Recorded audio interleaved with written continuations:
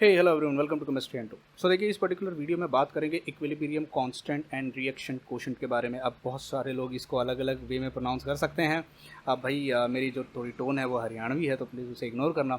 अब कोई इसे कोशेंट कहता है, कोई कोटेंट कहता है, तो it totally depends upon it, so please ignore that word. मैं इसे कोशेंट कहता हूँ, ठीक है। So we are going to study what's the difference between an equilibrium constant and an reaction quotient. से इक्विलिब्रियम कांस्टेंट को हम अलग अलग तरीके से लिख सकते हैं, के सी के फॉर्म में, के पी के फॉर्म में, के एक्स के फॉर्म में, के एन के फॉर्म में। मैंने मेरी जितनी भी प्रीवियस वीडियोस हैं जो ऐप पे मैंने अभी तक कोर्स में डाले हैं, उनमें आपको बताया के सी, के पी, के एक्स, के एन को हम कैसे निकालते हैं, इनका आपस में रिलेशन क्या है। ना रिएक्शन कोशेंट को जब आपको लिखना होता है तो हम इसको लिखते हैं क्यू के साथ। ना what basically do you mean by a reaction quotient and what is the difference between an equilibrium constant and a reaction quotient. चलो समझने की कोशिश करते हैं। सी देखिए, एक एग्जांपल के तौर पे लेते हैं। मान लीजिए मेरे पास एक रिएक्टेंट है आर, फर्स्ट ऑर्डर में है, इसका स्टोइकियोमेट्रिक कोएफिशिएंट 1 है, और वो मुझे देने वाला है प्रोडक्ट पी, जिसके आगे भी मैं 1 लिख देता हूँ। अब मैं 1 इसलिए लिखता हूँ टू सिंप्लीफाई द स्टफ। मान लीजिए मैंने रिएक्शन स्टार्ट किया लेट अस से 20 मॉलिक्यूल्स के साथ, 20 मॉलिक्यूल्स ऑफ रिएक्टेंट। अब मुझे पता है इसका जो केसी आना चाहिए, that is concentration of product raise to 1 divided by concentration of reactant, और ये कॉन्सेंट्रेशन जो होता है वो इक्विलिब्रियम कॉन्सेंट्रेशन होता है। इक्विलिब्रियम आने के बाद जब इनका जो रेशियो आना चाहिए, दैट शुड बी 2। तो अब एक काम करते हैं, एक एक करके स्टार्ट करते हैं, अलग अलग नंबर्स लेके चलते हैं, कुछ रैंडम नंबर्स। मान लीजिए 2 मॉलिक्यूल वहाँ चले गए, यहाँ पे 18 बच गए और यहाँ पर 2 आ गए। क्या इक्विलिब्रियम आ गया? तो एक काम करो, करके देखो। This will be 2 divided by 18। Sir नहीं होगा, मैं कैलकुलेटर ले लेता हूँ अपने पास।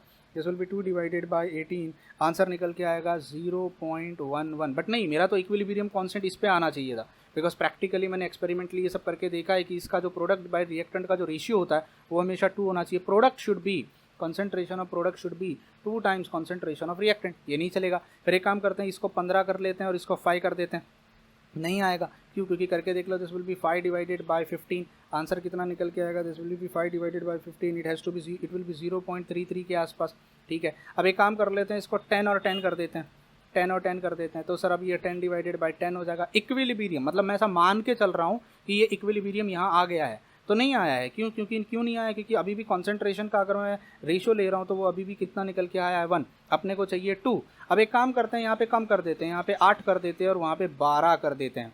तो 8 और 12 तो अभी भी 20 हो रहा है, मतलब 12 चले गए, 8 रह गए। अब मुझे रेशियो बताओ कितना हो जाएगा? This will be 12 divided by 8। Answer बताना कितना आएगा? 12 divided by 8। Answer comes out to be 1.5। ओ, थोड़ा सा करीब आ गए।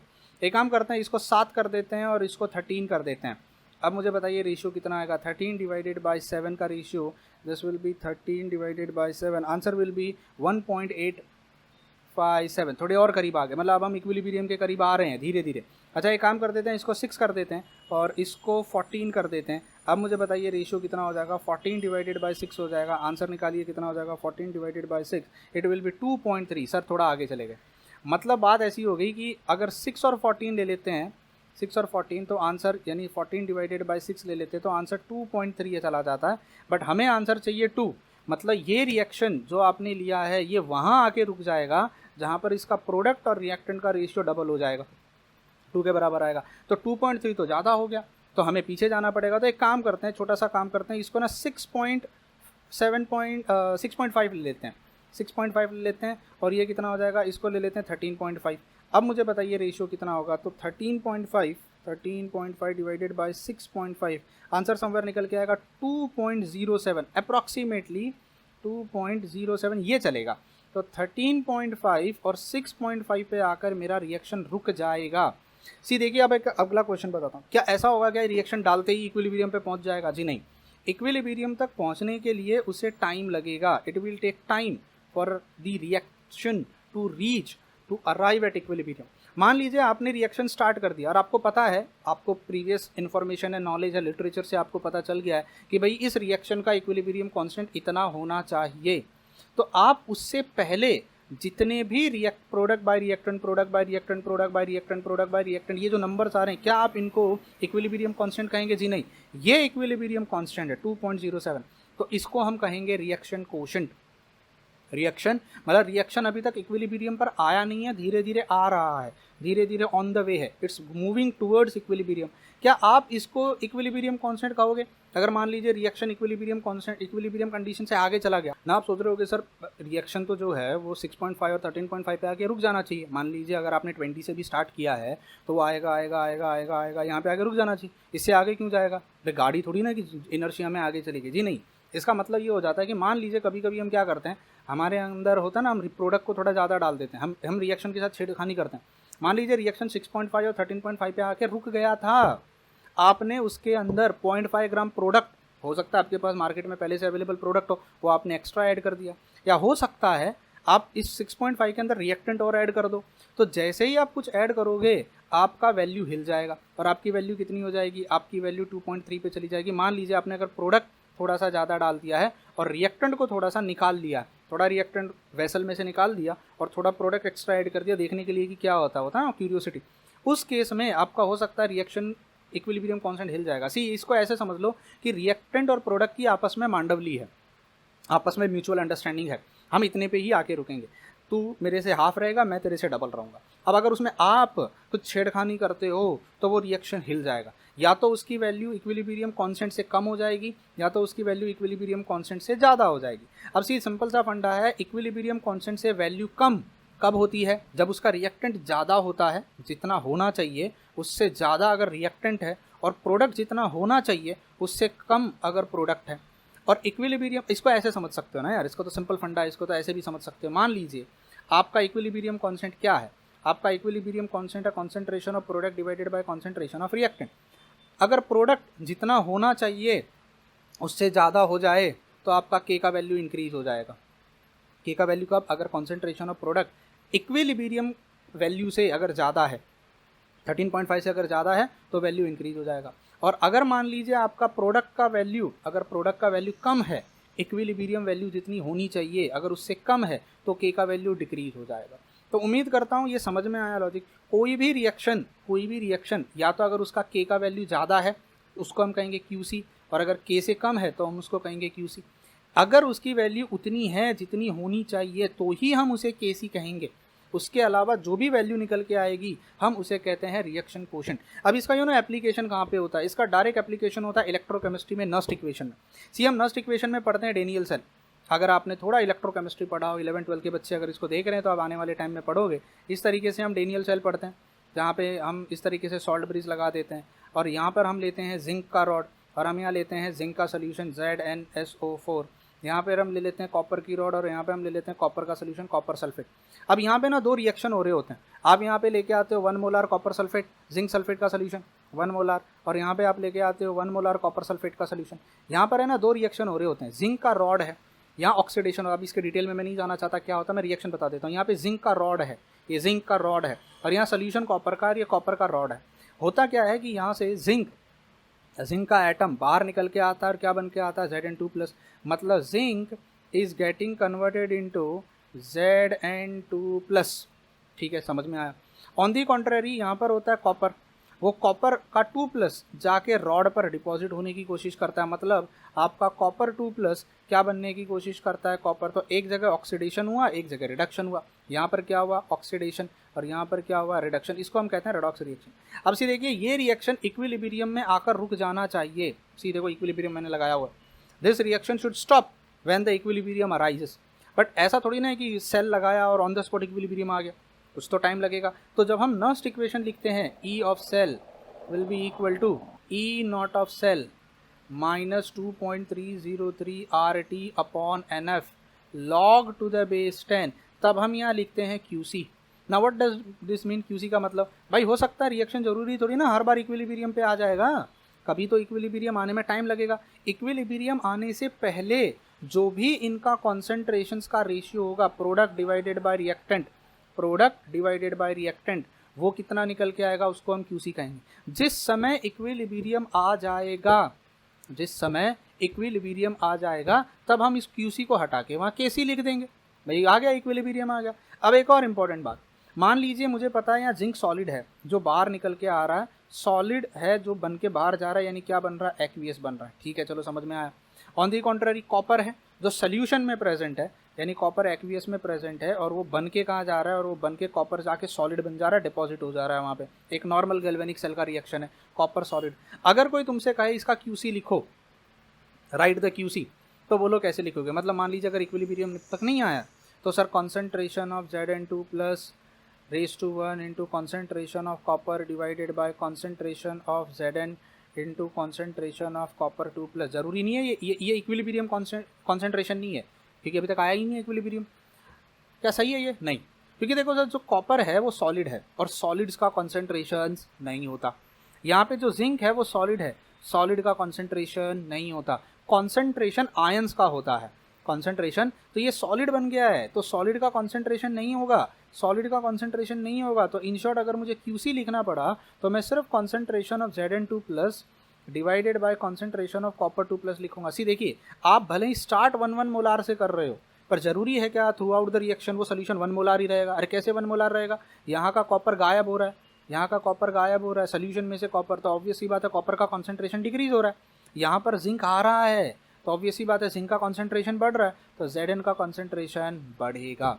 उम्मीद करता हूँ ये लॉजिक समझ में आया होगा आपको, ये फंडा आपके लिए क्लियर है ना। अगर मान लीजिए इक्विलिब्रियम आ गया तो आप उसको क्या लिखोगे? Kc लिखोगे। तो भाई बात तो वही है। अब ये जो कॉन्सेंट्रेशंस हैं ये नॉन इक्विलिब्रियम थे, थोड़ी देर के बाद वो क्या हो जाएंगे? जब इक्विलिब्रियम आ जाएगा तो हम उसको क्या लिख देंगे?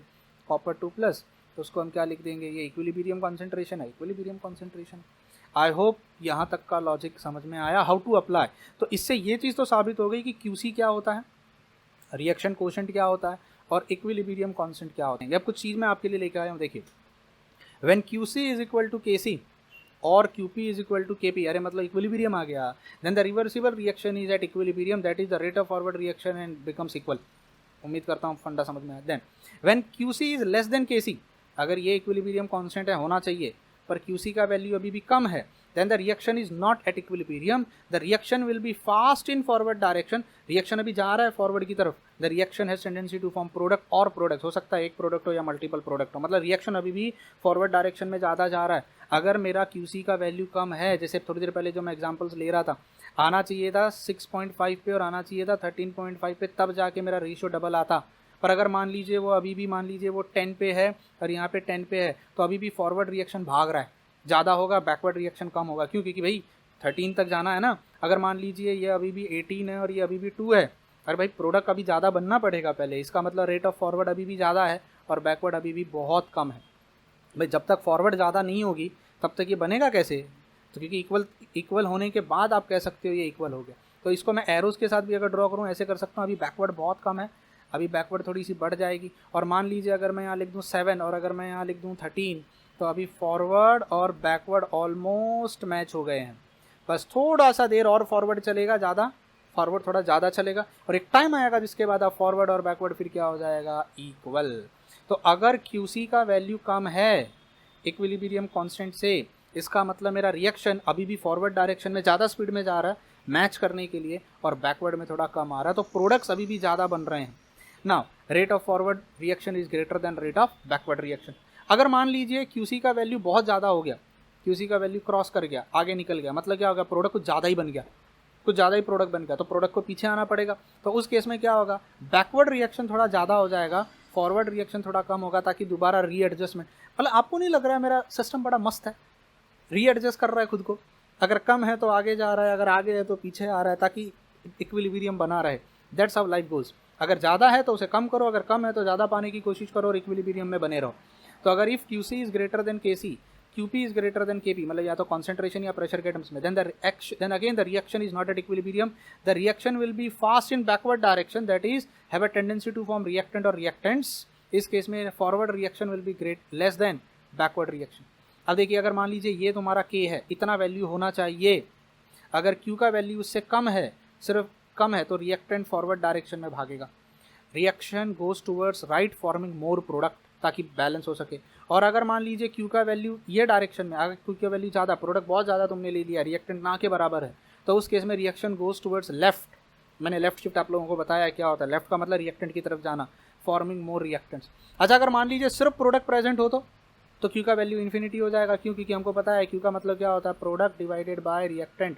और अगर प्रोडक्ट कुछ है और रिएक्टेंट अगर मान लीजिए 0 है तो इन्फिनिटी हो जाएगा। और अगर मान लीजिए रिएक्टेंट बहुत ज़्यादा है, प्रोडक्ट है ही नहीं, प्रोडक्ट ही नहीं है, तो आंसर Q का वैल्यू 0 हो जाएगा। तो उम्मीद करता हूँ इस डिस्कशन से आपको Q का value that is reaction quotient और इक्विलिब्रियम कांस्टेंट के बीच का फ़र्क समझ में आया, और कहाँ हम उसका एप्लीकेशन नर्स्ट इक्वेशन इलेक्ट्रोकेमिस्ट्री में करने वाले हैं, जहाँ पे हम बार बार चीज़ों को लिखेंगे। मैं यहाँ पे एक और चीज़ बता देता हूँ। नर्स्ट इक्वेशन को E will be equal to E not of cell minus 2.303 RT divided by NF ऐसे लिखेंगे। log to the base 10 of QC लिखेंगे। जिस समय मैं यहाँ पे log to the base 10 equilibrium constant लिख दूंगा, उस समय सेल पोटेंशियल जीरो हो जाएगी, क्योंकि जब इक्विलिब्रियम आ गया तो सेल थोड़ी ना, जितना फॉरवर्ड डायरेक्शन में ऑक्सीडेशन हो रहा है उतना ही रिडक्शन हो रहा है, उस समय मेरा सेल वोल्टेज जीरो हो जाएगा। उस समय सिर्फ क्या बचेगा, E not of cell minus 2.303 RT upon NF बचेगा। तो अब इसको रीअरेंज करके, ये इलेक्ट्रोकेमिस्ट्री का फंडा है, ये यहाँ आ जाएगा, तो this will be 2.303 RT upon NF, जहाँ पे F is Faraday's constant, N का मतलब number of moles of electron, R is universal gas constant, T is temperature, will be equal to E not of cell. ये formula बन जाएगा। तो ये कब, जब QC को किससे रिप्लेस कर दोगे, KC से। अब समझ में आया इसका मतलब क्या है। एंड Q हम यहाँ पे जीरो, QC मतलब रिएक्शन अब तक इक्विलिब्रियम पे पहुँचा नहीं है, और जैसे ही रिएक्शन इक्विलिब्रियम पे पहुँच जाएगा सेल वोल्टेज जीरो हो जाएगी, सेल रुक जाएगा, सेल का वोल्टेज जीरो हो गया, सेल बंद हो गया, इक्विलिब्रियम कंडीशन आ गई, अब सेल नहीं चलेगा। समझ में, या तो अब QC को ज़्यादा करो, या तो QC को कम करो, या तो KC से ज़्यादा वैल्यू लेके आओ, या तो KC से कम वैल्यू लेके आओ, तो ही मेरा सेल चलेगा। और जिस समय वो इक्विलिब्रियम पे पहुंच गया, सेल स्टॉप। तो आई होप यहाँ से आपको QC और KC का एप्लीकेशन समझ में आया। मिलते हैं अगले वीडियो में, जहाँ पे डिस्कस करेंगे फैक्टर्स अफेक्टिंग इक्विलिब्रियम कांस्टेंट। मैंने लास्ट वीडियो में भी ये कहा था, ये डिस्कस करेंगे, पर कभी कभी क्या होता है, वीडियो बनाते समय याद आता है अरे यार ये टॉपिक पढ़ाने भूल गए, चलो इस टॉपिक को पढ़ा देते हैं। तो लास्ट वीडियो जो मैंने बनाया था ये understanding equilibrium constant and its unit, उसके बाद मेरे दिमाग में आया अरे यार ये वाला वीडियो रह गया, ये कॉन्सेप्ट पढ़ाना रह गया, चलो इसको बना देते हैं। तो बीच में मैंने इस वीडियो को बना दिया। ठीक है, तो अगले वीडियो में मिलेंगे, जहाँ पे फैक्टर्स अफेक्टिंग इक्विलिब्रियम कांस्टेंट को पढ़ेंगे। Till then bye bye, take care and God bless you.